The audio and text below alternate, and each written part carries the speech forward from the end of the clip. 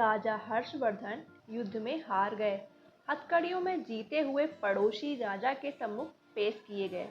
पड़ोसी देश का राजा अपनी जीत से प्रसन्न था और उसने हर्षवर्धन के सम्मुख एक प्रस्ताव रखा। यदि तुम एक प्रश्न का जवाब हमें लाकर दे दोगे तो हम तुम्हारा राज्य लौटा देंगे, अन्यथा उम्र कैद के लिए तैयार रहो। प्रश्न है, एक स्त्री को सचमुच क्या चाहिए होता है? इसके लिए तुम्हारे पास 1 महीने का समय है। हर्षवर्धन ने यह प्रस्ताव स्वीकार कर लिया।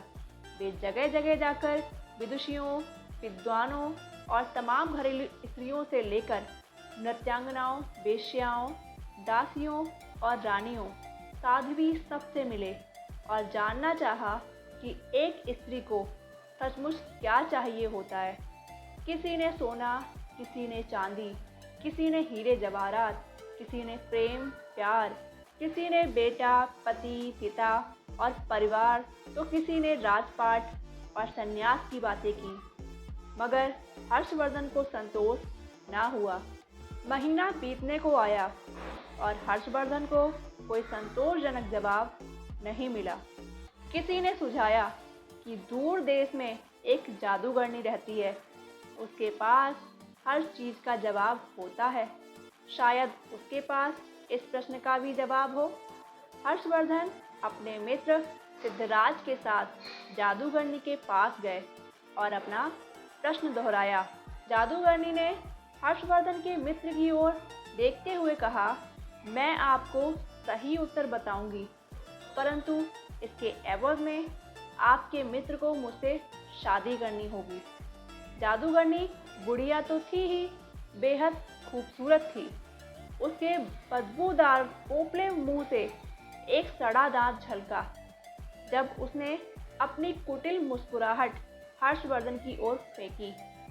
हर्षवर्धन ने अपने मित्र को परेशानी में नहीं डालने की खातिर मना कर दिया। सिद्धराज ने एक बात नहीं सुनी और अपने मित्र के जीवन की खातिर जादूगरनी से विवाह को तैयार हो गया। तब जादूगरनी ने उत्तर बताया, स्त्रियां स्वयं निर्णय लेने में आत्मनिर्भर बनना चाहती हैं। यह उत्तर हर्षवर्धन को कुछ जमा। पड़ोसी राज्य के राजा ने भी इसे स्वीकार कर लिया और उसने हर्षवर्धन को उसका राज्य लौटा दिया। इधर जादूगरनी से सिद्धराज का विवाह हो गया।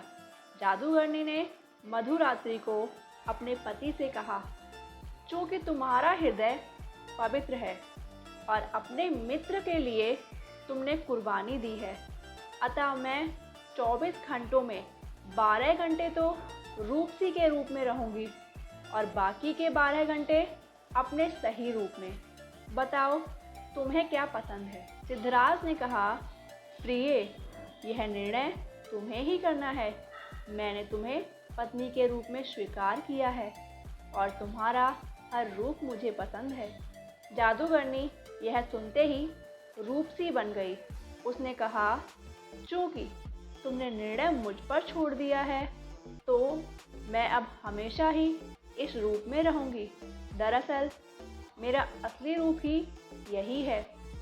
बदसूरत बुढ़िया का रूप तो मैंने अपने आसपास से दुनिया के कुटिल लोगों को दूर करने के लिए धरा हुआ है।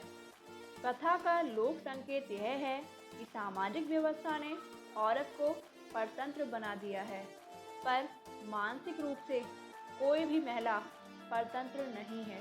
इसलिए जो लोग पति को घर की मालकिन बना देते हैं वे अक्सर सुखी देखे जाते हैं। आप उसे मालकिन भले ही ना बनाएं, पर उसकी ज़िंदगी के एक हिस्से को मुक्त कर दें। उसे उस हिस्से से जुड़े निर्णय स्वयं लेने दें।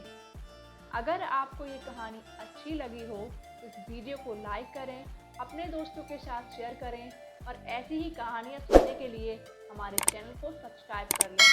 मिलते हैं अगली वीडियो में।